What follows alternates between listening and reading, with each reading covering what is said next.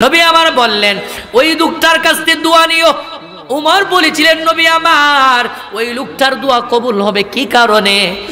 আমার নবী জানায় দিলেন ওই কারণে দোয়া কবুল হবে, সে মাকে কোনোদিন কষ্ট দেয় নাই, মার খেদমত করছে, যার কারণে আমার আল্লাহ খুশি হয়ে গেছেন। আমার আল্লাহ খুশি হইয়া আমার কাছে ওহী প্রেরণ করলেন। নবী আমার ওয়াজকুরুনি এত দামি হয়ে গেল, দামি হয়ে গেল। আমি আল্লাহ তো খুশি হয়ে গেলাম, এত খুশি হইলাম, আপনিও খুশি হইয়া জুম্বা দিলেন। আর আমি আল্লাহ এত খুশি হইয়া আপনাকে একটা জিনিস বলে দিয়ে গেলাম, আপনি যদিও না থাকেন গো নবী আমার, আপনার সাহাবীরা যারাই থাকবে তারাকে বলবেন তারা যেন তার কাছে দোয়া চায়। সে যদি দোয়া করে আমি আল্লাহ ওই তার ওয়াজকুরুনির দোয়া কবুল করব। সুবহানাল্লাহ। কারণ একটাই, মার খেদমত করছে। এর যুবক তুমি মনে করো আমি বড় টাকাওয়ালা হয়ে গেছি, বড় ধনী হয়ে গেছি, বড় আলেম হয়ে গেছি, বড় শিক্ষক হয়ে গেছি, বড় প্রফেসর হয়ে গেছি, এই পদের টেলায় মার খেদমতের প্রয়োজন নাই। না রে না, না রে না, মার খেদমত করবি না, কপালটারে নিজের মধ্যে নিজে কোরআন লাগাইলে মার খেদমত করবে, বড় ভাগ্যশীল হয়ে যাবে। হযরত আব্দুল কাদের জিলানী তো এমনি এত বড় ওলি হন নাই, শাহজালাল আমিনী তো এত বড় ওলি এমনি হন নাই, খাজা মঈনুদ্দিন চিশতি তো এত বড় ওলি এমনি হয় নাই। তুকায় দেখো, ইতিহাস খুলে দেখো, মার দোয়া আছে, মার দোয়া আছে। এজন্য নবী আমার হাদিসে মুবারকে জানায় দে উম্মত জেনে নাও, তিন দলের দোয়া আমি আল্লাহ কবুল করব, ডাইরেক্ট কবুল করব। আমি হুজুরের দোয়া কবুল করবেন এমন আল্লাহ গ্যারান্টি দেন নাই, তোমার দোয়া কবুল করবেন এমন গ্যারান্টি দেন নাই, অমুক পীর সাহেবের দোয়া কবুল করবেন এমন গ্যারান্টি আমার আল্লাহ দেন নাই। আমার আল্লাহ জানায় দেয় ও বান্দা জেনে নাও, আমার কামলিওয়ালা নবীর কাছ থেকে জেনে নাও, নবী আমার জানায় দেয় উম্মত জেনে নাও, তিন দলের দোয়া আল্লাহ ডাইরেক্ট কবুল করবেন। তার মধ্যে এক নম্বরের দল হইল তোমার মা বাবার দোয়া আল্লাহ কোনোদিন ফিরাইয়া দিবে না। সুবহানাল্লাহ। মা বাবা যদি হাত তুলে দেওয়া দোয়া করে আল্লাহ ডাইরেক্ট কবুল করবেন। অন্তর থেকে যদি দোয়া করে আল্লাহ সন্তানকে দামি বানাও, আল্লাহ দামি বানায় দিব।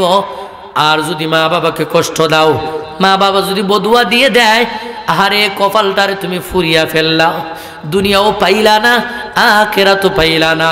শিক্ষিত ভাইয়েরা প্রশ্ন করতে পারে হুজুর এত বড় প্রফেসর হইলাম, মারে তো করি না, কিন্তু আমার তো টাকার অভাব নাই, আমার তো দালানের অভাব নাই, আমার তো কোনো কিছুর কমতি নাই, তাহলে আমি পাইলাম না কেমনে, পাইলাম না কেমনে? এ আল্লাহর বান্দে জেনে নাও, তুমি যেমন পাইলা খ্রিস্টানেও পাইতেছে, ইহুদিরাও পাইতেছে, সকলকেই তো আল্লাহ ধন সম্পদ দেয়। কাউকে আল্লাহ ধন দিয়া পরীক্ষা করে, আবার কাউকে ধন না দিয়া আল্লাহ পরীক্ষা করে। কারণ এই দুনিয়াটা তো যারা মুমিন তাদের জন্য জেলখানা, আর দুনিয়া সিজিনুল মুমিনিন ওয়া জান্নাতুল কাফিরিন। ওই দুনিয়াটা মুমিনের জন্য হলো জেলখানা, কারাবন্দিখানা।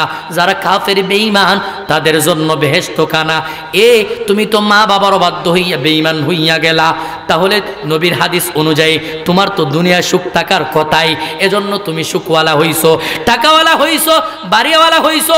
নবীর হাদিস বলে কেন তুমি অবাধ্য হইছো, বেঈমান হইয়া গেলা, এজন্য তুমি ধনী। জানিয়া রাখিও মা বাবাকে তুমি যেমন কষ্ট দিয়েছো তুমিও তো বাবা হইবা, তুমিও তো একদিন ছেলে সন্তানের বাবা হইবা, একদিন তোমার ছেলে এমনটা করবে, তখন তুমি বুঝতে পারবা আহারে মারে কষ্ট দেওয়া কত যে কষ্ট, বাবাকে কষ্ট দেওয়া কত যে কষ্ট। এমন আল্লাহর ইবাদত আমরা করি। আর जो 2-3 खुदा मानते हैं उन्हों क्या कहते हैं, काफिर और मुशरिक कहते हैं। 2-3 खुदा যারা অনুসারী কাফের মুশরিক তারা খুব যা তোরার কোনো জান্নাত তো নাই, জাহান্নামও যা। আল্লাহ হিসাব নিতে না, কে হিসাব ইমানও এনচুস না, হিসাব কে যারা ইমান এনছি তারা হিসাব, আর তোরা চিরতরে জাহান্নামে। ইমান আনবে যারা, তাদের মধ্যে যারা নেক আমল নিয়ে যাইবে তাদের মধ্যে তো একদল বিনা হিসাবে জান্নাতি, আর যারা আছে এরার তো হিসাব নিকাশ হইবে, তারার কোনো হিসাব নাই। যারা কাফের মুশরিক হিসাব নাই, ডাইরেক্ট বিনা হিসাবে জাহান্নামী। আর যারা প্রকৃত খাঁটি আহলে সুন্নাত ওয়াল জামাত ঈমান নিয়া কবরে যাইতে পারবে তাদের জন্য বিনা হিসাবে জান্নাত। আমিন। বলতেছিলাম বাজানরা আজকের মাহফিল সাজাইলেন ভালো, ওয়াজ করব ভালো, অন্য হুজুররাও আসি আওয়াজ করবে ভালো। এখন যদি ওয়াজ খালি শুনে আমল না করেন কাজে আসবে না। ওয়াজ যদি খালি শুনে নেই ফজরের নামাজ কোন দিকে যায় বলতে পারেন না, এমন ওয়াজের দরকার নাই। আপনারা তো মসজিদ বানাইলেন ভালো, মসজিদে তো আপনারা যান না। এখন যদি মাইকটা লইছে এখন নাম দৌড়ে দৌড়ে খইয়ালাই কি তুইব নাম দৌড়া দুজুর কই অমুক যা নামাজও যায় অমুক তো নামাজও যায় না, কইতাম না আপনারা রে আমি কি দিছি সময় দিছি যাই ওই নামাজও নাইলে কোনো সময় আবার নাম দৌড়া দৌড়া কইম অমুক নামাজও হয় না অমুক নামাজও হয় না, তখন আপনারা টের পাইবেন। লজ্জা মানুষকে কিছু কিছু দিতে হয়, না দিলে নামাজও যায় না। আল্লাহ সবাইকে পরিপূর্ণ হিদায়ত দান করুন, পড়ি আমিন। আমি আপনাদের সামনে মহাগ্রন্থ আল কোরআনের কালামুল্লাহ থেকে একখানা আয়াতে কারিমা তিলাওয়াত করেছিলাম। এই আয়াতে কারিমায় আল্লাহ সুবহানাহু ওয়া তাআলা মাথা পিতা সম্পর্কে আলোচনা করেছেন। এরই সাথে সাথে নবী করিম সাল্লাল্লাহু আলাইহি ওয়াসাল্লামের পবিত্র জবান মুবারকের একখানা হাদিসও পেশ করেছিলাম। ওই হাদিসে নামাজের পরে সর্বোত্তম ইবাদত বলে গণ্য করেছেন নবী আমার মাতা পিতার খেদমতের বিষয়টা। বরং জিহাদটাও বড় একটা ফজিলতপূর্ণ বিষয়। এটার আগে নামাজ মাতা পিতার খেদমতটারে আনলেন। তার মধ্যে অবশ্যই এটার মধ্যে কোনো রহস্য আছে, অবশ্যই এটার মধ্যে হিকমত আছে। দুনিয়ার জমিনে আমরা আসলাম ডাইরেক্ট কি আমার আল্লাহ পাঠাইছিনি? মাতা পিতার মাধ্যমে আমরা আসছি। আমার মা বাবা যাইল কই থেকে, তারারও মা বাবা ছিল, তারা যাইল কই থেকে, তারারও মা বাবা ছিল। এইভাবে ধারাবাহিক আদম আলা নবী মা হাওয়া এরা দুইজনের মাধ্যমে দুনিয়া বিস্তৃত লাভ করলো মানুষ। মা বাবার দাম্পত্যের মাধ্যমে সন্তানাদি আমরা দুনিয়ার জমিনে আসলাম। দুনিয়ার জমিনে আপনার বন্ধু আপনাকে ভালোবাসে, এর স্বার্থ আছে। ভাই ভাইকে ভালোবাসবে, স্বার্থ আছে। বন্ধু বন্ধুকে ভালোবাসবে, স্বার্থও আছে। বিনা স্বার্থে মোহাব্বত করে তোমাকে ভালোবাসেন একজন, তিনি তোমার মা। কি মা? মাটা কত সুন্দর একটা ডাক, জাদুময় একটা ডাক। এই মা ডাকের মাঝে আল্লাহ জাদু দিয়ে দিল।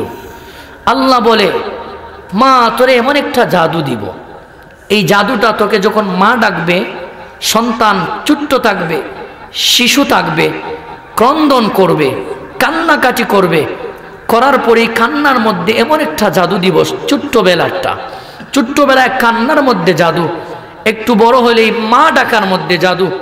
কান্নার মধ্যে কেমন জাদুটা দিব, গরনের মধ্যে রেখে বাহিরে তুমি কাজের জন্য আসলা, বান্দি যখন কান্না করে সন্তান, তুমি যাইতে হয় না, কান্নায় যেমন টেনে নেয়। কথা বলেন ঠিক না বেটা? কান্নায় টেনে নেয়। কি ব্যাপার, আমার সন্তান কাঁদে, কিসের জন্য কাঁদে, কি হলো না জানি কি হলো, ঘুম থেকে উঠে গেল, উঠিয়া মাকে পায় নাই, কোনো অসুবিধায় নি পড়ে গেল। কান্নায় তোমাকে কত কিছু না বাবায়, কান্নায় তোমাকে কত কিছু না বাবায়। আজকে ছোট থেকে বড় হইলা, মাও ডাকলা, আরো বড় হইলা, মাও ডাকলা, আরো বড় হইলা, উপযুক্ত যুবক হইলা। এখন তুমি মাকে মা বলিয়া ডাকতে ভালো লাগে না। যদিও মা ডাকো, মাকে এমনভাবে ডাকে সে বুঝে যা তার ঘরের বান্দি, এমনভাবে ডাকে। সাবধান, জেনে রাখবেন মা বাবার পদতলে হলো সন্তানের বেহেশত। বেহেশত হারাইলা, দুনিয়া হারাইলা, বেহেশত হারাইলা, আখিরাত হারাইলা।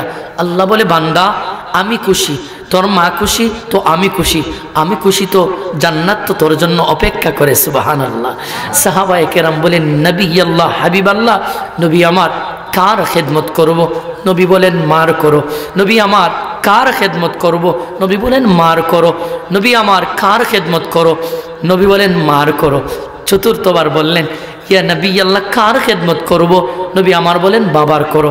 এবার জিজ্ঞাসা করি, নবী আমার তিনবার মার কথা বললেন, একবার বাবার কথা বললেন, কারণটা তো বুঝলাম না, হিকমতটা তো বুঝলাম না, জন্যটা তো বুঝলাম না, রহস্যটাও বুঝলাম না, বলে দেন না।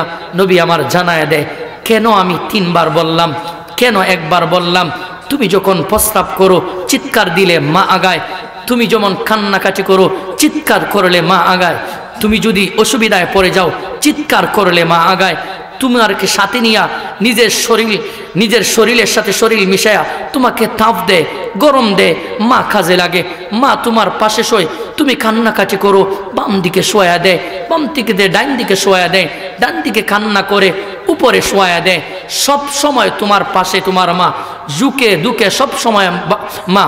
কিন্তু বাবা তোমার সিম্পল রুজি করে আনবে, খাওয়াইবে, রুজি করে আনবে, অসুবিধা হলে সুবিধার ব্যবস্থা করবে, এটার দায়িত্ব বাবার। কিন্তু মা তোমার প্রস্রাব থেকে নিয়া, পায়খানা থেকে নিয়া সবটা পরিষ্কার করার দায়িত্ব মার।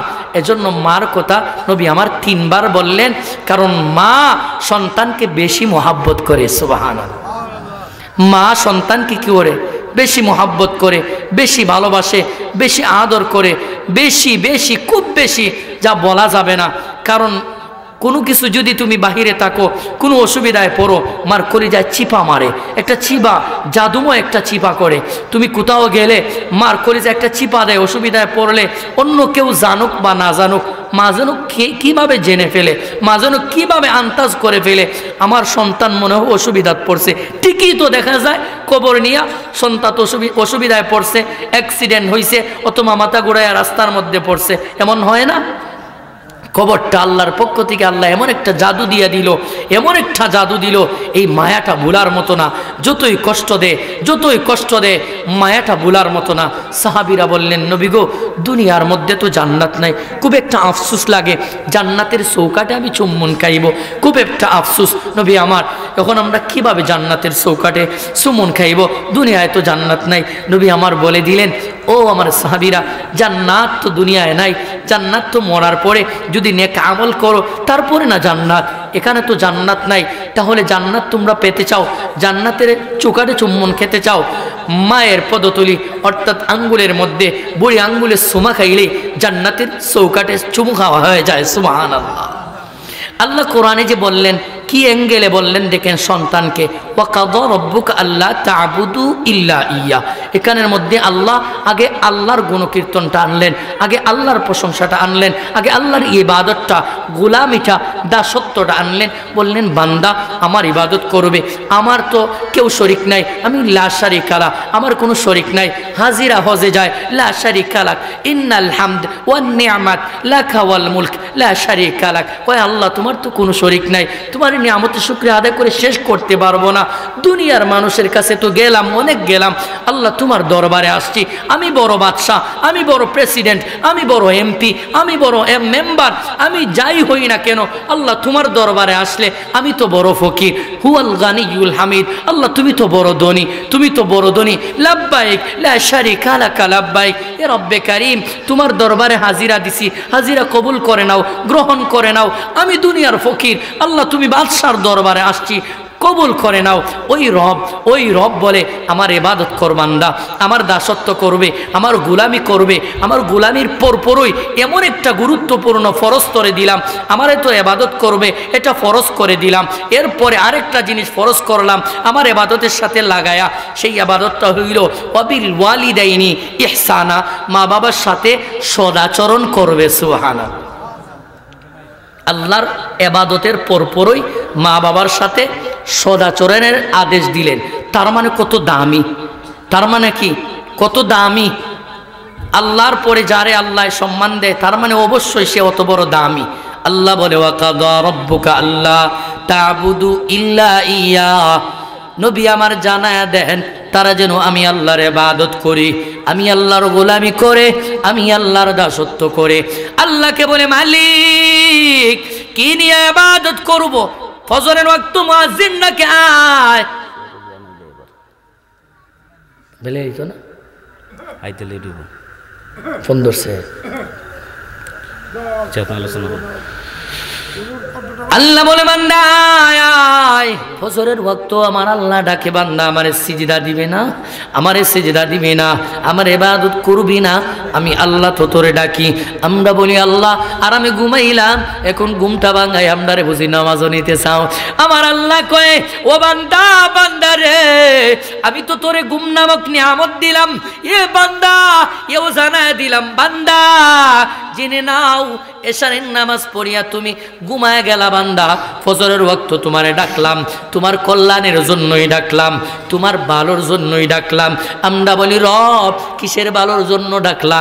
ঘুম ভাঙ্গাইলা, এটা বুঝি ভালো হইল? এটা তো ভালো হইল না। আল্লাহ কয় না না, এটার মধ্যেই কল্যাণ, এটার মধ্যেই ভালো।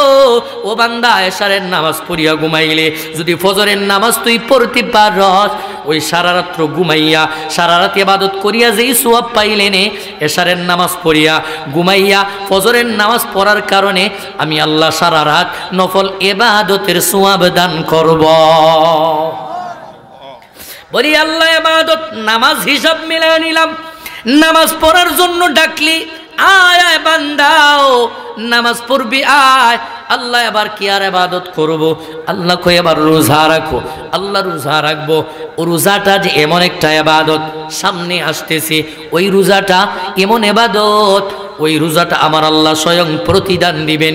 আসসাউমুলি ওয়া আনা আজজি বি। আমার আল্লাহ কই বান্দা অন্য যেই নিয়ামতের শুকর গুজার করবে, অন্য যেই ইবাদত করবে, ওই ইবাদতের প্রতিদান আমি আল্লাহ অন্যভাবে দিব। আর রোজার প্রতিদানটা কেমন ভাবে দিব? স্বয়ং আমি আল্লাহ নিজ কুদরতি হাতে দিব। ওই রোজা আসতেছে সামনে, রোজা রাখবা হে মুমিন, রোজা রাখবা। রোজা রাখার এত দাম, এত দাম। যেহেতু বিষয়টা আমার এটা নয়, মাতা পিতার হক সম্পর্কে আলোচনা করব, এজন্য সেদিকে যাব না। এবার জাকাত আপনি পড়বে, জাকাত দিবেন। টাকাওয়ালা যদি হও জাকাত দাও, নতুবা আল্লাহ জুলুম তোমার উপর করে নাই। আল্লাহ তাজলিমুনা ওয়ালা তুজলামুন, জুলুম করে না, জুলুমকৃত না। জুলুম যারা করবে তাদেরকেও ভালোবাসে না, মুআব্বত করে না। আল্লাহ বলে বান্দা ইবাদত নামক জাকাত দিলাম, টাকা থাকলে জাকাত দে, সমর্থ আছে জাকাত দে। হজ করবি বান্দা, বছরে একবার ফরজ করে দিলাম, যদি তোমার সমর্থ হয় হজ করে নাও, নতুবা তোমার উপর হজ ফরজ নাই। যারা গরিব তাদের উপর হজ ফরজ নয়, যারা গরিব তাদের উপর জাকাত ফরজ নয়, যারা গরিব তাদের উপর নামাজ ফরজ, যারা গরিব তাদের উপর রোজা ফরজ। এ বান্দা আল্লাহ বলে আমার এইগুলা ইবাদত করবে, শুধু নামাজ পড়লে ইবাদত না, না শুধু রোজা রাখলে ইবাদত না, না শুধু হজ করলে ইবাদত না, না মানুষের সাথে ভালো করে আচরণ করা, এটাও আমি আল্লাহ তাআলার একটা ইবাদত। মনের হক তোমার কাছে যেই যা কিছু পায়, এই হক আদায় করাও আমি আল্লাহর পক্ষ থেকে একটা ইবাদত। এই বান্দা এই সমস্ত ইবাদত পালন করার পরে তোমার মা বাবার তুমি খেদমত করবা। এক নম্বরে আমার আল্লাহ এই আয়াতগুলির মধ্যে 6টা উপদেশ সন্তানাদিকে দিলেন। আমরা যারা সন্তান আছি আল্লাহ 6টা উপদেশ দিলেন। তার মধ্যে 1 নম্বরের উপদেশ হইল ওয়াবিল ওয়ালিদাইনি ইহসানা। ও বান্দা তুমি তোমার মা বাবার সাথে সদাচরণ করবা, ভালো আচরণ করবা। এর যুবক, কত যুবক মা বাবাকে কষ্ট দেয়, মা বাবাকে দমক দিয়া কথা বলে, মা বাবাকে শুধু দমক দিয়া কথাই বলে না, মারধরও করে। শুধু মারধর করে না, ঘর থেকে বের করে দেয়। জেনে নাও, জেনে নাও তোমার কপালে তুমি নিজেই কোরআন মারলা। কারণ তুমি জান্নাত গরো পাইয়া জান্নাতটারে তুমি হারাইলা। ওই মা বাবা যদি বদুয়া দেয়, তোমার মতন পাপিষ্ঠ তুমি ধ্বংস হইয়া যাইবা। কারণ ওই মার দোয়ায় তুমি এত বড়, ওই মার দোয়ায় তুমি এত কিছু হইলা, ওই মার দোয়ায় তুমি এত বড়, এত কিছু আগাইলা। ও বান্দা যখন জন্ম নিলে, ওয়াল্লাযী যখন জন্ম নিলে লা তা'লামুনা শাইআ, কোনো কিছুই তুই বুঝতে না। ও বান্দা তুই যে প্রস্রাব করতে, পায়খানা করতে, হালুয়া মনে করে তুই মুখে দিয়ে দিতে, তোর মা দৌড়াইয়া হাতটা দোয়া তোরে সেখান থেকে সরাইয়া আনতো। আজকে বড় হয়ে গেলে মাকে গালি দাও, আজকে বড় হয়ে গেলা মাকে ঘর থেকে বের করে দাও। জানিয়া নাও তোমার কপালটা বড় মন্দ।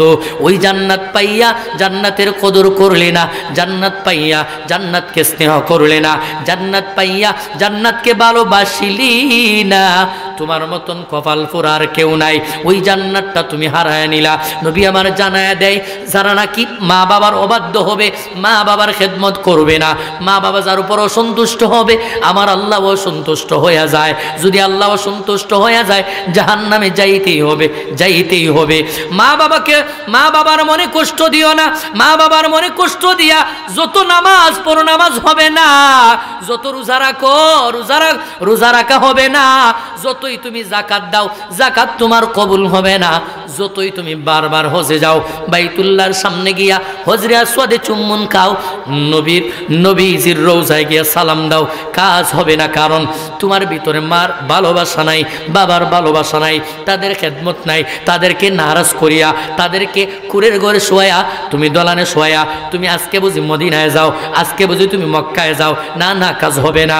ওয়াজ করুনি, তিনি কিন্তু নবীর যুগেই ছিলেন, সাহাবী হতে পারেন নাই, নবীর যুগে হইয়াও সাহাবী হতে পারেন নাই। নবীকে চিঠি লিখলেন, নবী আল্লাহ, হাবিব আল্লাহ, নবী গো, আমি আপনার দরবারে আসতে চাই, অনুমতি যদি দেন আমি আসবো।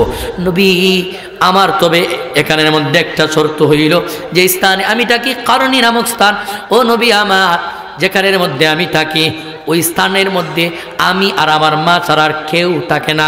অর্থাৎ আমি যেই গ্রামের মধ্যে থাকি ওই গ্রামের মধ্যে আমার বংশে, আমার পরিবারের আমি, আমার মাই আছে, আর কেউ নাই। আমার মা বড় কষ্টের মধ্যে আছে, আমার মা অসুস্থ, খুব কষ্টের মধ্যে আছে, আমার মার দেখাশোনা করার দায়িত্ব আমার। আমার মা বিছানায় প্রস্রাব করে দেয়, পায়খানা করে দেয়, এগুলা আমার পরিষ্কার করতে হয়। আজকালের যুবক এগুলা করবে তো দূরের কথা, যদি এমন হয় বলে এই বুড়ি আমার কপাল আইয়া, এই বুড়া আমার কপাল হইরা আমার জীবনটা ধ্বংস, বলে না। এ কপাল বুড়া, একদিন তুমি মায়ের কোলে প্রস্রাব করছো, মা তোমার এমন গালি দেয় নাই, কাপড়টা চেঞ্জ করিয়া বুকের মধ্যে জড়ায় নিছে, আহারে আমার সন্তান বড় মনে মনে কষ্ট হয়ে গেছে, পায়খানা করে দিল, সন্তান কথা বলতে পারে না, এজন্য পায়খানা করে দিয়েছে, পায়খানাটা হাতে, এই পায়খানা প্রস্রাবটা নিজ হাতে পরিষ্কার করে দিল। আজকে তুমি যুবক, তোমার ঘরে তোমার কুলেও করে নাই, তোমার উপরেও করে নাই, তোমার বিছানায় করছে, এজন্য মাকে দমক দাও। আল্লাহকে সাবধান, তানহার হুমা, বান্দা দমক দিবে না, দমক দিবে ধ্বংস হয়ে যাবে, এ বান্দা দমক দিবে ধ্বংস হয়ে যাবে। ওয়াজ করুনি বলে, নবী আমার মা সে, মার খেদমত করতে হয়, প্রস্রাব পায়খানা আমাকে পরিষ্কার করতে হয়, এজন্য আমি আপনার দরবারে মনে হয় আসতে পারবো না, তবে আসার বড় আক্ষেপ, আমি আসতে চাই, মনটা মানে না। নবী গো, আপনি রাইকা, আপনি আসেন, জীবদ্দশায় যদি আপনাকে না দেখি মনটাকে মানাইতে পারবো না, তবে এটাও আমি ছাড়তে পারি না। মাকে, বৃদ্ধ মাকে ঘরে রাইকা কেমনি আপনার দরবারে যাই। চিঠি পাইলেন, নবী আমার জানায়া দেয়, উমর নাও আমাকে পাইতে পারে, ও আলী তোমারে নাও পাই, ও উসমান, আবু বকর তোমারে নাও পাইতে পারে, উমর কিন্তু তোমার কালে ওয়াজকুরুনির সাথে দেখা হইতে পারে, ও আলী তোমার কালে ওয়াজকুরুনির সাথে দেখা হইতে পারে।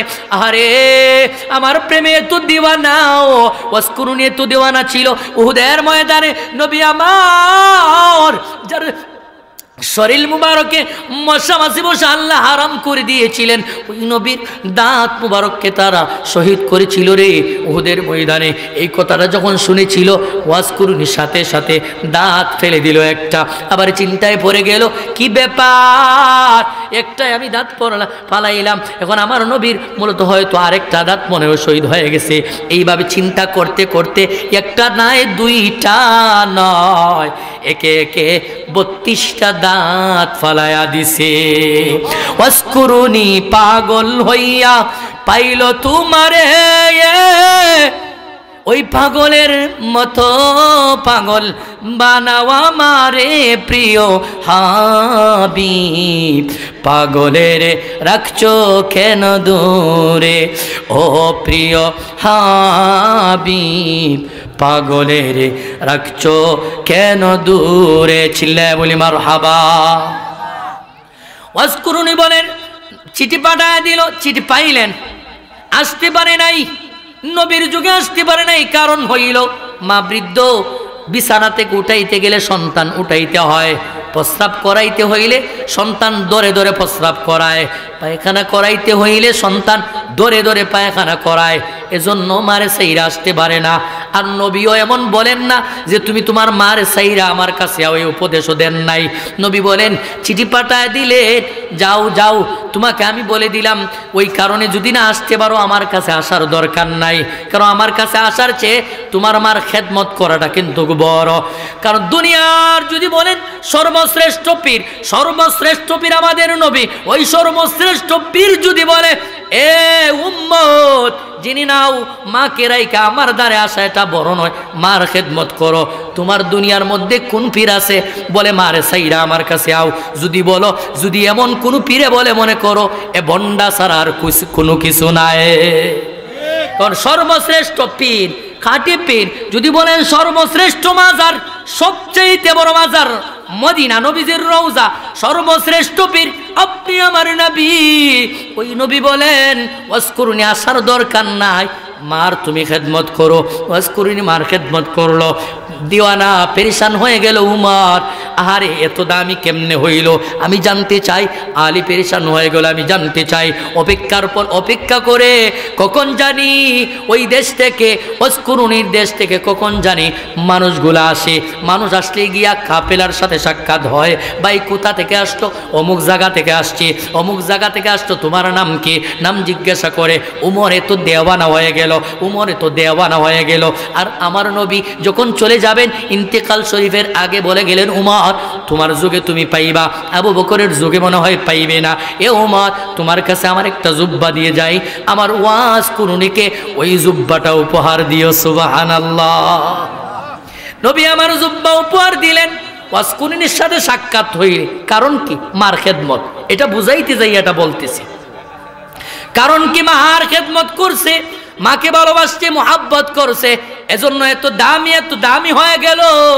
রাহমাতুল্লিল আলামিন নিজের জামা মুবারক উপহার দিয়ে গেলেন আর বলে গেলেন ওরে উমর একটা কথা বলে যাই, আমার ওয়াজকুরুনি এত দামি হয়ে গেল, এত দামি হয়ে গেল। যদিও আমার জীবদ্দশা আমাকে দেখতে পারে নাই, সাহাবী হতে পারে নাই। সাহাবী তো তারা যারা নবীকে ঈমানের সাথে দেখিয়া ঈমানের সাথে ইন্তেকাল করেছেন, তারা হইল নবীর সাহাবী। তিনি তো নবীকে দেখতে পারেন নাই। বলেন উমর সে তো জীবদ্দশা আমাকে দেখতে পারে নাই, দেখতে পারবেও না। ও উমর আমার জুব্বা দিও, আর ওই ওয়াজকুরুনির কাছ থেকে তুমি দোয়া নিও। সুবহানাল্লাহ। যার কাছ থেকে সাহাবীরা দোয়া নেওয়ার জন্য নবী বলে গেলেন। কত দামি হইল কেমনে? মার খেদমত হইল কেমনে? মার খেদমত হয়ে দামি হয়ে গেল। আবু বকর উমর অপেক্ষা করে কখন জানি ওই ওয়াজকুরুনি নামে লোকটা আসে।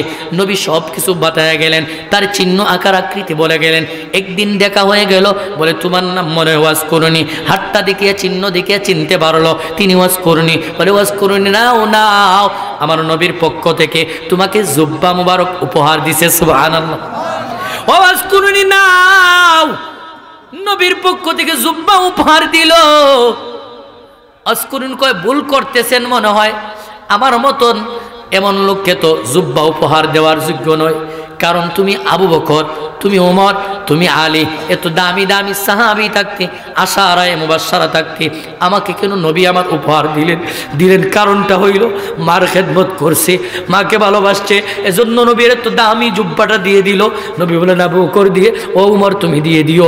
উমর হাতে দিল, নেন তোমার চিহ্ন থেকে আমি চিনতে পারছি তুমি হইলা ওই লোক, যেই লোকের কথা নবী আমার বললেন।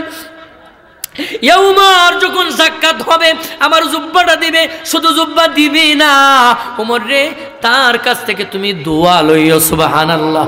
ওই লোকটার কাছে গিয়া যখন বলল ও ভাই তোমার কাছ থেকে দোয়া নেওয়ার জন্য নবী বললেন একটু দোয়া করেন না। কয়া টিটকারি করিয়েন না, মস্কারি করিয়েন না, আমি এত বড় দামি লোক নাই, আমি এত বড় দামি লোক নাই, এত সম্মানিত লোক নাই। মানুষ লোকালয়ের মানুষ আমাকে পাগল বলে, আমি এত দামি নয়, আমি কেন দোয়া করব? আপনি এত বড় একজন সাহাবী তৈয়া আমি কিভাবে দোয়া করি? কয় আপনি যে দোয়া করবেন আপনার দোয়া দে কবুল হবে, এটা আমার কথা নয়, আমার কথা নয়, স্বয়ং রাহমাতুল লিল আলামিন বলে গিয়েছেন। নবী আমার বললেন ওই লোকটার কাছ থেকে দোয়া নিও। উমর বলেছিলেন নবী আমার ওই লোকটার দোয়া কবুল হবে কি কারণে? আমার নবী জানায় দিলেন ওই কারণে দোয়া কবুল হবে সে মাকে কোনোদিন কষ্ট দেয় নাই, মার খেদমত করছে, যার কারণে আমার আল্লাহ খুশি হয়ে গেছেন। আমার আল্লাহ খুশি হইয়া আমার কাছে ওহী প্রেরণ করলেন, নবী আমার ওয়াজকুরুনি এত দামি হয়ে গেল, দামি হয়ে গেল।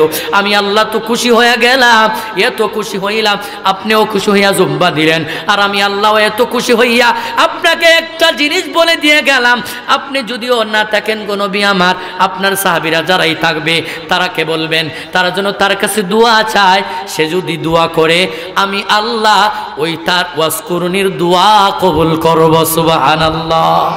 কারণ একটাই, মার খেদমত করছে। এর যুবক তুমি মনে করো আমি বড় টাকাওয়ালা হয়ে গেছি, বড় ধনী হয়ে গেছি, বড় আলেম হয়ে গেছি, বড় শিক্ষক হয়ে গেছি, বড় প্রফেসর হয়ে গেছি, এই পদের টেলায় মার খেদমতের প্রয়োজন নাই। না রে না, না রে না, মার খেদমত করবি না, কপালটার নিজের মধ্যে নিজে কোরআন লাগাইলে মার খেদমত করবে, বড় ভাগ্যশীল হয়ে যাবে। হযরত আব্দুল কাদের জিলানী তো এমনি এত বড় ওলি হন নাই, শাহজালাল আমিনী তো এত বড় ওলি এমনি হন নাই, খাজা মঈনুদ্দিন চিশতি তো এত বড় ওলি এমনি হয় নাই। তুকায় দেখো, ইতিহাস খুলে দেখো, মার দোয়া আছে, মার দোয়া আছে। এজন্য নবী আমার হাদিসে মুবারকে জানায় দে উম্মত জেনে নাও, 3 দলের দোয়া আমি আল্লাহ কবুল করব, ডাইরেক্ট কবুল করব। আমি হুজুরের দোয়া কবুল করবেন এমন আল্লাহ গ্যারান্টি দেন নাই, তোমার দোয়া কবুল করবেন এমন গ্যারান্টি দেন নাই, অমুক পীর সাহেবের দোয়া কবুল করবেন এমন গ্যারান্টি আমার আল্লাহ দেন নাই। আমার আল্লাহ জানায় দেয়, ও বান্দা জেনে নাও, আমার কামলিওয়ালা নবীর কাছ থেকে জেনে নাও, নবী আমার জানায় দেয় উম্মত জেনে নাও, 3 দলের দোয়া আল্লাহ ডাইরেক্ট কবুল করবেন। তার মধ্যে 1 নম্বরের দল হইল তোমার মা বাবার দোয়া আল্লাহ কোনোদিন ফিরাইয়া দিবে না। সুবহানাল্লাহ। মা বাবা যদি হাত তুলে দেওয়া দোয়া করে আল্লাহ ডাইরেক্ট কবুল করবেন। অন্তর থেকে যদি দোয়া করে আল্লাহ সন্তানকে দামি বানাও, আল্লাহ দামি বানায় দিব। আর যদি মা বাবাকে কষ্ট দাও, মা বাবা যদি বদুয়া দিয়ে দেয়, আহারে কপালটারে তুমি ফুরিয়া ফেললা, দুনিয়াও পাইলা না, আখিরাতও পাইলা না। শিক্ষিত ভাইয়েরা প্রশ্ন করতে পারে, হুজুর এত বড় প্রফেসর হইলাম, মারে তো করি না, কিন্তু আমার তো টাকার অভাব নাই, আমার তো দালানের অভাব নাই, আমার তো কোনো কিছুর কমতি নাই, তাহলে আমি পাইলাম না কেমনে, পাইলাম না কেমনে? এ আল্লাহর বান্দে জেনে নাও, তুমি যেমন পাইলা খ্রিস্টানেও পাইতেছে, ইহুদিরাও পাইতেছে, সকলকেই তো আল্লাহ ধন সম্পদ দেয়। কাউকে আল্লাহ ধন দিয়া পরীক্ষা করে, আবার কাউকে ধন না দিয়া আল্লাহ পরীক্ষা করে। কারণ এই দুনিয়াটা তো যারা মুমিন তাদের জন্য জেলখানা, আর দুনিয়া সিজিনুল মুমিনিন ওয়া জান্নাতুল কাফিরিন। ওই দুনিয়াটা মুমিনের জন্য হলো জেলখানা, কারাবন্দিখানা। যারা কাফের বেঈমান তাদের জন্য বেহেশতখানা। তুমি তো মা বাবার বাধ্য হইয়া বেঈমান হইয়া গেলা, তাহলে নবীর হাদিস অনুযায়ী তোমার তো দুনিয়া সুখ থাকার কথাই, এজন্য তুমি সুখওয়ালা হইছো, টাকাওয়ালা হইছো, বাড়িওয়ালা হইছো। নবীর হাদিস বলে কেন তুমি অবাধ্য হইছো, বেঈমান হইয়া গেলা, এজন্য তুমি ধনী।